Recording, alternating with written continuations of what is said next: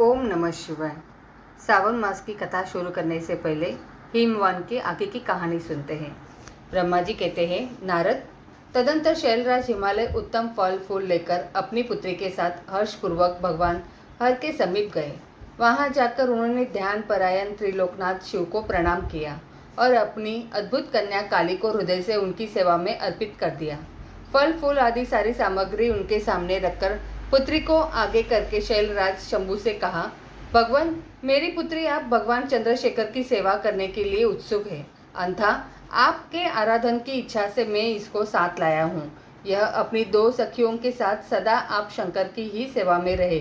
नाथ, यदि आपका मुझ पर अनुग्रह है तो इस कन्या को सेवा के लिए आज्ञा दीजिए। तब भगवान शंकर ने उस परम मनोहर काम रूपिणी कन्या को देखकर आंखें मूंद ली और अपने त्रिगुणातीत अविनाशी परम तत्वमय उत्तम रूप का ध्यान आरंभ किया। उस समय सर्वेश्वर एवं सर्वव्यापी जटाजूटधारी वेदांत वेद चंद्रकला विभूषण शंभु उत्तम आसन पर बैठकर नेत्र बंद किए तप में ही लग गए। यह देख हिमाचल ने मस्तक झुकाकर पुनः उनके चरणों में प्रणाम किया। यद्यपि उनके हृदय में दीनता नहीं थी तो भी वे उस समय इस संशय में पड़ गए कि न जाने भगवान मेरी प्रार्थना स्वीकार करेंगे या नहीं। वक्ताओं में श्रेष्ठ गिरिराज हिमवान ने जगत के एकमात्र बंधु भगवान शिव से इस प्रकार कहा। हिमालय बोले, देव देव महादेव, करुणा शंकर शंकर विभो, मैं आपकी शरण में आया हूँ। आंखें खोलकर मेरी ओर देखिए। शिव सर्व महेशान जगत को आनंद प्रदान करने वाले प्रभु महादेव, आप संपूर्ण आपत्तियों का निवारण करने वाले हैं। मैं आपको प्रणाम करता हूँ। स्वामीन प्रभु, मैं अपनी इस पुत्री के साथ प्रतिदिन आपका दर्शन करने के लिए आऊँगा, इसके लिए आदेश दीजिए। उनकी यह बात सुनकर देव देव महेश्वर ने आंखें खोलकर ध्यान छोड़ दिया और कुछ सोचकर विचार कर कहा। महेश्वर बोले, गिरिराज, तुम अपनी पत्नी इस कुमारी कन्या को घर में रखकर ही नित्य मेरे दर्शन को आ सकते हो, अन्यथा मेरा दर्शन नहीं हो सकता। महेश्वर की ऐसी बात सुनकर शिवा के पिता हिमवान मस्तक झुकाकर उन भगवान शिव से बोले, प्रभु, यह तो बताइए किस कारण से मैं इस कन्या के साथ आपके दर्शन के लिए नहीं आ सकता? क्या यह आपकी सेवा के योग्य नहीं है? फिर इसे नहीं लाने का क्या कारण है? यह मेरी समझ में नहीं आता। यह सुनकर भगवान वृषभध्वज शंभु हंसने लगे और विशेषतः दुष्ट योगियों को लोकाचार का दर्शन कराते हुए वे हिमालय से बोले, शैलराज, यह कुमारी सुंदर कटि प्रदेश से सुशोभित तनवंगी चंद्रमुखी और शुभ लक्षणों से संपन्न है, इसलिए इसे मेरे समीप तुम्हें नहीं लाना चाहिए। इसके लिए मैं तुम्हें बारंबार रोकता हूँ। वेद के पारंगत विद्वानों ने नारी को माया रूपिणी कहा है। विशेषतः युवती स्त्री तो तपस्वी जनों के तप में विघ्न डालने वाली ही होती है। गिरिश्रेष्ठ, मैं तपस्वी योगी और सदा माया से निर्लिप्त रहने वाला हूँ। मुझे युवती स्त्री से क्या प्रयोजन है? तपस्वियों के श्रेष्ठ आश्रय हिमालय, इसलिए फिर तुम्हें ऐसी बात नहीं कहनी चाहिए, क्योंकि तुम वेदोक्त धर्म में प्रवीण, ज्ञानियों में श्रेष्ठ और विद्वान हो। अचलराज, स्त्री के संगम में मन में शीघ्र ही विषय वासना उत्पन्न हो जाती है, उससे वैराग्य नष्ट होता है और वैराग्य न होने से पुरुष उत्तम तपस्या से भ्रष्ट हो जाता है। इसलिए शैल, तपस्वी को स्त्री का संग नहीं करना चाहिए, क्योंकि स्त्री महाविषय वासना की जड़ एवं ज्ञान वैराग्य का विनाश करने वाली होती है। ब्रह्मा जी कहते हैं, नारद, इस तरह की बहुत सी बातें कहकर योग शिरोमणि भगवान महेश्वर चुप हो गए। तेवर्षे शंभु का यह निरामय, निस्पृह और निष्ठुर वचन सुनकर काली के पिता हिमवान चकित, कुछ व्याकुल और चुप हो गए। तपस्वी शिव की कही हुई बात सुनकर और गिरिराज हिमवान को चकित हुआ जानकर भवानी पार्वती उस समय भगवान शिव को प्रणाम करके विशद वचन बोली। भवानी ने कहा, योगिन, आपने तपस्वी होकर गिरिराज से यह क्या बात कह डाली? प्रभु, आप ज्ञान विशारद है तो भी अपनी बात का उत्तर मुझसे सुनिए। शंभो, आप तपशक्ति से संपन्न होकर ही बड़ा भारी तप करते हैं। उस शक्ति के कारण ही आप महात्मा को तपस्या करने का विचार हुआ है। सभी कर्मों को करने की जो वह शक्ति है, उसे ही प्रकृति जानना चाहिए। प्रकृति से ही सबकी सृष्टि, पालन और संहार होते हैं। भगवान, आप कौन हैं और सूक्ष्म प्रकृति क्या है? इसका विचार कीजिए। प्रकृति के बिना लिंग रूपी महेश्वर कैसे हो सकते हैं? आप सदा प्राणियों के लिए जो अर्चनीय, वंदनीय और चिंतनीय है वह प्रकृति के ही कारण है। इस बात को हृदय से विचार कर ही आपको जो कहना हो वह सब कहिए। ब्रह्मा जी कहते हैं, नारद, पार्वती जी के इस वचन को सुनकर महती लीला करने में लगे हुए प्रसन्नचित महेश्वर हंसते हुए बोले।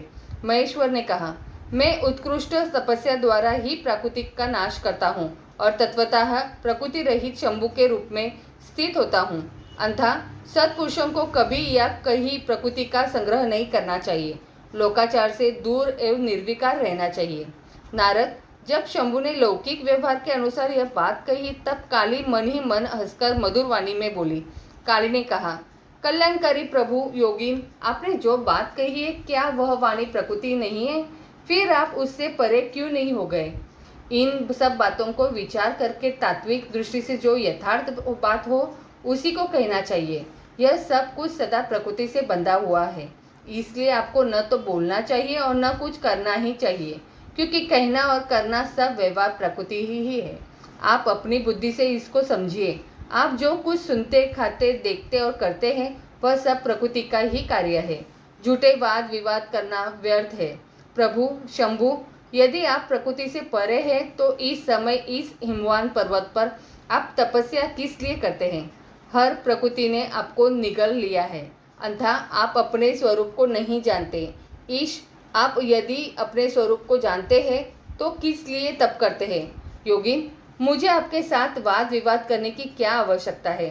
प्रत्यक्ष प्रमाण उपलब्ध होने पर विद्वान पुरुष अनुमान प्रमाण को नहीं जानते। जो कुछ प्राणियों की इंद्रियों का विषय होता है वह सब ज्ञानी पुरुषों को बुद्धि से विचार कर प्रकृति ही मानना चाहिए। योगीश्वर, बहुत कहने से क्या लाभ? मेरी उत्तम बात सुनिए। मैं प्रकृति हूँ, आप पुरुष है। यह सत्य है, सत्य है, इसमें संशय नहीं है। मेरे अनुग्रह से ही आप सगुण और साकार माने गए हैं। मेरे बिना तो आप निरीह हैं, कुछ भी नहीं कर सकते हैं। आप जितेंद्रिय होने पर भी प्रकृति के अधीन हो सदा नाना प्रकार के कर्म करते रहते हैं। फिर निर्विकार कैसे हैं और मुझसे लिप्त कैसे नहीं? शंकर, यदि आप प्रकृति से परे हैं और यदि आपका यह कथन सत्य है तो आपको मेरे समीप रहने पर भी डरना नहीं चाहिए। ब्रह्मा जी कहते हैं, पार्वती का यह सांख्य शास्त्र के अनुसार कहा हुआ वचन सुनकर भगवान शिव वेदांत मत में स्थित हो उनसे यो बोले। श्री शिव ने कहा, सुंदर भाषण करने वाली गिरिजे, यदि तुम सांख्य मत को धारण करके ऐसी बात कहती हो तो प्रतिदिन मेरी सेवा करो, परंतु वह सेवा शास्त्र निषिद्ध नहीं होनी चाहिए।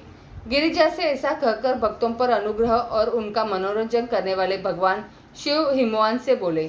शिव ने कहा, गिरिराज, मैं यही तुम्हारे अत्यंत रमणीय श्रेष्ठ शिखर की भूमि पर उत्तम तपस्या तथा अपने आनंदमय परमार्थ स्वरूप का विचार करता हुआ विचरूंगा। पर्वतराज, आप मुझे यहाँ तपस्या करने की अनुमति दे। आपकी अनुज्ञा के बिना कोई तप नहीं किया जा सकता। देवादिदेव शूलधारी भगवान शिव का यह कथन सुनकर हिमवान ने उन्हें प्रणाम करके कहा, महादेव, देवता, असुर और मनुष्यों सहित संपूर्ण जगत को आपका ही है। मैं तुच्छ होकर आपसे क्या कहूँ?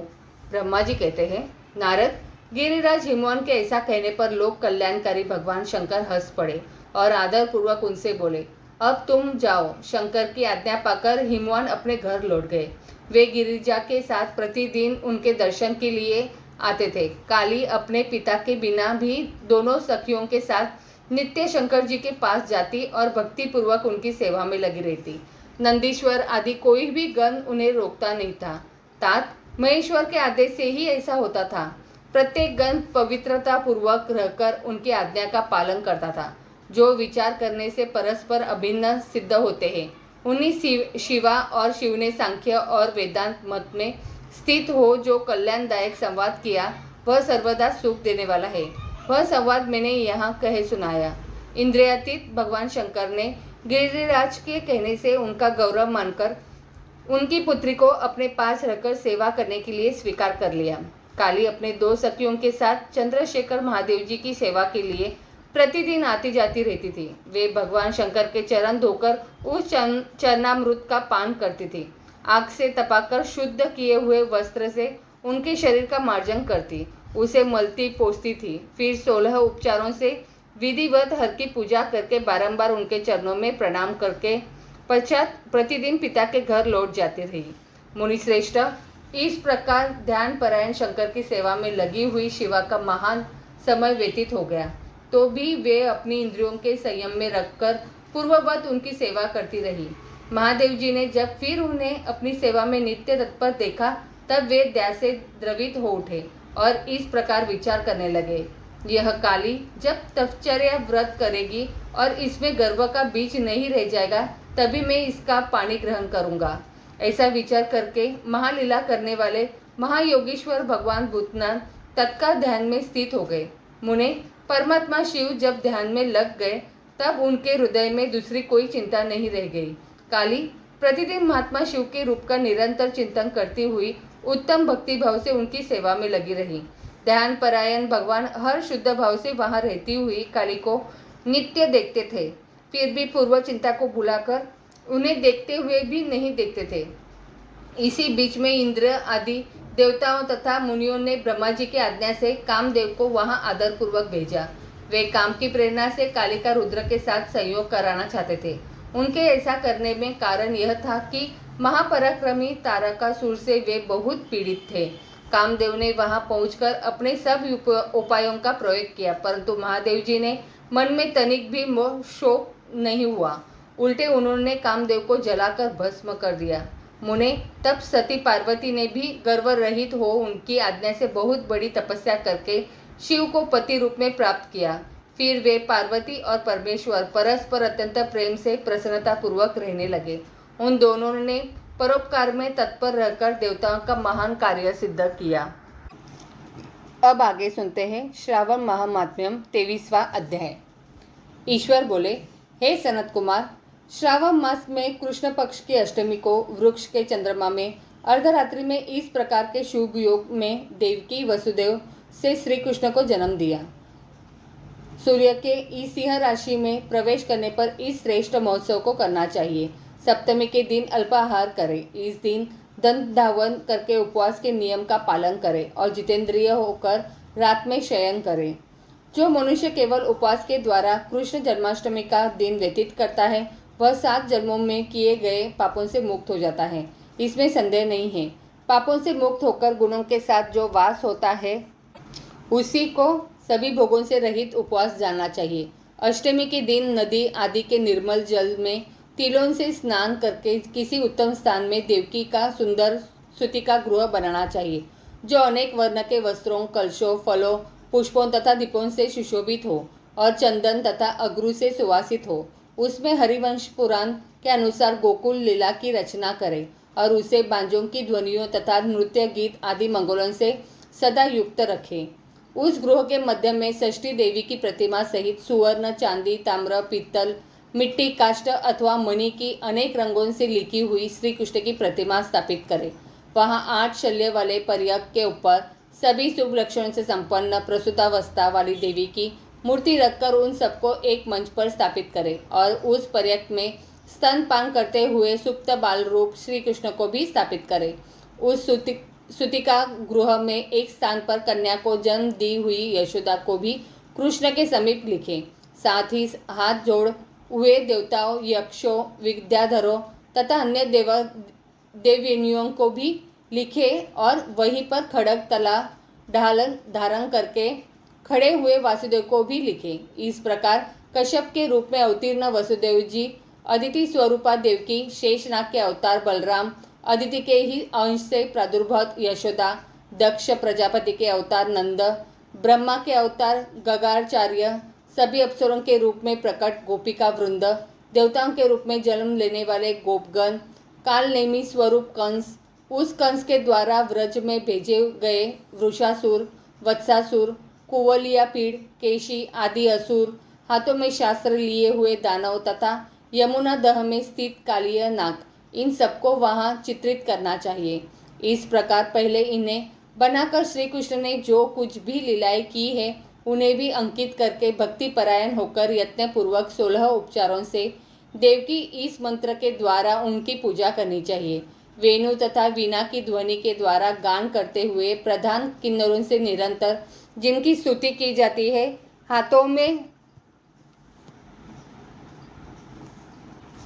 भृंगारी, दर्पण, दुर्वा, दधी, कलश लिए हुए किन्नर जिनकी सेवा कर रहे हैं, जो शैया के ऊपर सुंदर आसन पर भली भांति विराजमान है, जो अत्यंत प्रसन्न मुखमंडल वाली है तथा पुत्र से शोभायमान है, वे देवताओं की माता तथा विजय सुता देवी देवकी अपने पति वासुदेव सहित सुशोभित हो रही है। उसके बाद विधि जानने वाले मनुष्य को चाहिए कि आदि में प्रणव तथा अंत में नमः से युक्त करके अलग अलग सभी के नामों का उच्चारण करके सभी पापों से मुक्ति के लिए देवकी, वसुदेव, वासुदेव, बलदेव, नंद तथा यशोदा की पृथक पृथक पूजा करनी चाहिए। उसके बाद चंद्रमा के उदय होने पर श्री हरि का स्मरण करते हुए चंद्रमा को अर्घ्य प्रदान करें। इस प्रकार करना चाहिए। हे क्षीरसागर से प्रादुर्भव, हे अत्रि गोत्र में उत्पन्न, आपको नमस्कार है। हे रोहिणीकांत, मेरे इस अर्घ्य को आप स्वीकार कीजिए। देवकी के साथ वसुदेव, नंद के साथ यशोदा, रोहिणी के साथ चंद्रमा और श्री कृष्ण के साथ बलराम की विधिवत पूजा करके मनुष्य कौन सी परम दुर्लभ वस्तु को नहीं प्राप्त कर सकता। कृष्णाष्टमी का व्रत 1 करोड़ एकादशी व्रत के समान होता है। इस प्रकार से उस रात पूजन करके प्रातः नवमी तिथि को भगवती का जन्म महोत्सव वैसे ही मानना चाहिए जैसे श्री कृष्ण का हुआ था। उसके बाद भक्ति पूर्वक ब्राह्मणों को भोजन कराना चाहिए और उन्हें जो जो अभिष्ट हो गौ, धन आदि प्रदान करना चाहिए। उस समय यह कहना चाहिए, श्री कृष्ण मेरे ऊपर प्रसन्न हो। गौ तथा ब्राह्मण का हित करने वाले आप वासुदेव को नमस्कार है। शांति हो, कल्याण हो, ऐसा कहकर उनका विसर्जन कर देना चाहिए। उसके बाद मौन होकर बंधु बांधवों के साथ भोजन करना चाहिए। इस प्रकार जो प्रत्येक वर्ष विधान पूर्वक कृष्ण तथा भगवती का जन्म महोत्सव मनाता है वह यथोक्त फल प्राप्त करता है। उसे पुत्र, संतान, आरोग्य तथा अतुल सौभाग्य प्राप्त होता है। वह इस लोक में धार्मिक बुद्धि वाला होकर मृत्यु के बाद वैकुंठ लोक को जाता है। हे सनत कुमार, अब इसके उद्यापन का वर्णन करूंगा। इसे किसी पुण्य दिन में विधि पूर्वक करें। एक दिन पूर्व एक बार भोजन करें और रात में हृदय में विष्णु का स्मरण करते हुए शयन करें। इसके बाद प्रातः काल संध्या आदि कृत्य संपन्न करके ब्राह्मणों स्वचित्त वाचन कराएं और आचार्य का वरण करके ऋत्विजनों की पूजा करें। इसके बाद विक्त साठ्य के से रहित होकर एक पल अथवा उसके आधे अथवा उसके भी आधे पल सुवर्ण की प्रतिमा बनवानी चाहिए और इसके बाद रचित मंडप से मंडल के भीतर ब्रह्मा आदि देवताओं की स्थापना करें। इसके बाद वहां तांबे अथवा मिट्टी का एक घट स्थापित करें और उसके ऊपर चांदी या बांस का एक पात्र रखें। उसमें गोविंद की प्रतिमा रखकर वस्त्र से आच्छादित करके व्यक्ति 16 उपचारों से वैदिक तथा मांत्रिक मंत्रों के द्वारा विधिवत पूजन करे। इसके बाद शंख में पुष्प, फल, चंदन तथा नारियल के फल सहित शुद्ध जल लेकर पृथ्वी पर घुटने टेककर यह कहते हुए देवकी सहित भगवान श्री कृष्ण को अर्घ्य प्रदान करें। कंस के वध के लिए, पृथ्वी का भार उतारने के लिए, कौरवों के विनाश के लिए तथा दैत्यों के संहार के लिए अपने अवतार लिया है। हे हरे, मेरे द्वारा प्रदत्त इस अर्घ्य को आप देवकी सहित ग्रहण करें। इसके बाद बुद्धिमान को चाहिए कि चंद्रमा को पूर्वोक्त विधि से अर्घ्य प्रदान करें। पुनः भगवान से प्रार्थना करें, हे जगन्नाथ, हे देवकी पुत्र, हे प्रभु, हे वसुदेव पुत्र, हे अनंत, आपको नमस्कार है। भवसागर में से मेरी रक्षा कीजिए। इस प्रकार देवेश्वर से प्रार्थना करके रात्रि में जागरण करना चाहिए। पुनः प्रातः काल शुद्ध जल में स्नान करके जनार्दन का पूजन खीर, तिल और घृत से मूल मंत्र के द्वारा भक्ति पूर्वक 108 आहुति देकर पुरुष सूक्त से हवन करें और पुनः इंद्र विष्णुवी चक्र में इस मंत्र से केवल घृत की आहुतियाँ देनी चाहिए। पुनः पूर्णाहुति देकर तथा होम शेष संपन्न करने के अनंतर आभूषण तथा वस्त्र आदि से आचार्य की पूजा करनी चाहिए। उसके बाद व्रत की संपूर्णता के लिए दूध देने वाली सरल स्वभाव वाली बछड़े से युक्त उत्तम लक्षणों से संपन्न सोने की सींग, चांदी की खूर, कांस्य की दोहिनी, मोती की पूंछ, ताम्र की पीठ तथा सोने के घंटे से अलंकृत की हुई एक कपिला गौ को वस्त्र से आच्छादित करके दक्षिणा सहित दान करना चाहिए। इस प्रकार दान करने से व्रत संपूर्णता को प्राप्त होता है। कपिला गौ के अभाव में अन्य गौ भी दी जा सकती है। इसके बाद ऋत्विजनों को यथा योग्य दक्षिणा प्रदान करें। इसके बाद 8 ब्राह्मणों को भोजन कराएं और उन्हें भी दक्षिणा दें। पुनः सावधान होकर जल से परिपूर्ण कलश ब्राह्मणों को प्रदान करें और उनसे आज्ञा लेकर अपने बंधुओं के साथ भोजन करें। हे ब्रह्मपुत्र, इस प्रकार व्रत का उद्यापन कृत्य करने पर वह बुद्धिमान मनुष्य उसी क्षण पाप रहित हो जाता है और पुत्र पौत्र से युक्त तथा धन धान्य से संपन्न होकर बहुत समय तक सुखों का उपभोग कर अंत में वैकुंठ प्राप्त करता है। इस प्रकार श्री स्कंद पुराण के अंतर्गत ईश्वर सनत कुमार संवाद में श्रावण मास महात्म्य में कृष्ण जन्माष्टमी व्रत कथन नामक 23वां अध्याय पूर्ण हुआ। तो बोलो प्रेम से हर हर महादेव।